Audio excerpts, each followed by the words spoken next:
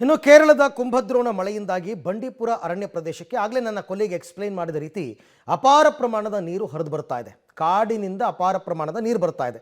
So ಪರಿಣಾಮ ಕೇರಳದ ವೈನಾಡು ಮತ್ತು ಗುಂಡ್ಲುಪೇಟೆ ರಸ್ತೆ ಸಂಪರ್ಕ ಬಹುತೇಕ ಕಡಿತಗೊಳ್ಳುವಂತಹ ಸಾಧ್ಯತೆ ಇದೆ.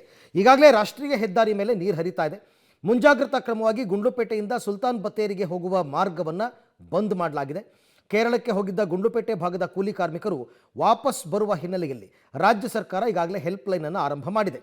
ಸಹಾಯವಾಣಿ ಸಂಖ್ಯೆ 1077, ಫೋನ್ ನಂಬರ್ 082226 223160 ಅಥವಾ 223161 ಅಥವಾ 223163 ಯಾವ ನಂಬರ್ಗೆ ಬೇಕಾದರೂ ಕಾಲ್ ಮಾಡ್ಬೋದು.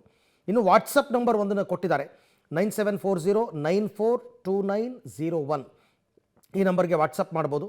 ರಕ್ಷಣೆ ಮತ್ತು ಪರಿಹಾರ ಕಾರ್ಯಗಳಿಗಾಗಿ 2 IAS ಅಧಿಕಾರಿಗಳನ್ನು ನಿಯೋಜನೆ ಮಾಡಿ ಕೇರಳಕ್ಕೆ 2 ತಂಡವನ್ನು ರಾಜ್ಯ ಸರ್ಕಾರ ಕಳಿಸ್ಕೊಟ್ಟಿದೆ.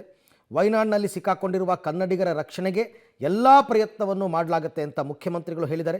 ಜೊತೆಗೆ ಕೇರಳಕ್ಕೆ ಅಗತ್ಯ ನೆರವಿನ ಭರವಸೆಯನ್ನು ಕೂಡ ಮುಖ್ಯಮಂತ್ರಿಗಳು ಕೊಟ್ಟಿದ್ದಾರೆ. ಅಂದಹಾಗೆ ದುರಂತ ಪೀಡಿತ ಸ್ಥಳದಲ್ಲಿ ಕೊಡಗು ಮೂಲದ 15 ಸ್ವಯಂ ಸೇವಕರ ತಂಡ ಕೂಡ ಆಗಲೇ ಹೇಳಿದಂತೆ ಅವ್ರನ್ನ ಮಾತನಾಡಿಸಂತೆ ರಕ್ಷಣಾ ಕಾರ್ಯದಲ್ಲಿ ತೊಡಗಿದ್ದಾರೆ.